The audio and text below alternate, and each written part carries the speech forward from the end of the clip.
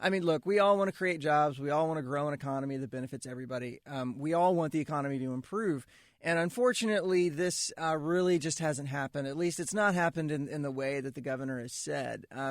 He keeps claiming that his policies over the last year have created this miraculous fount of new jobs and that thousands of North Carolinians who didn't have jobs are suddenly gainfully employed.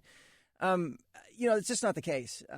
In fact, North Carolina actually created fewer jobs in the first year of his administration in 2013 than we did the year before in 2012, the last year of Governor Perdue's administration. So the first thing is it's hard to understand how we've had 2013 was a miracle year when it was less miraculous than the year before. The second point is a little more nuanced, but it's that his big claim is that people are able to go back to work, that we've seen this big drop in unemployment, and it's due to his policies. Well, it's important to understand that the drop in the unemployment rate is due to a falling labor force. Now, the labor force is the number of people who either have a job or don't have a job but want one and have looked for one in the last month. And a quirk of how the unemployment rate is calculated, it's that if the labor force falls, it's not uncommon for the unemployment rate to fall too.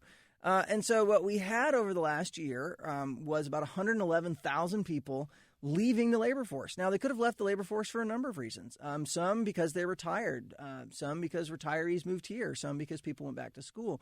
But by and large, the majority of those people are what are called discouraged workers. These are the workers who don't have a job, want one, but can't find one because there are no jobs. And so they give up and drop out of the labor force altogether.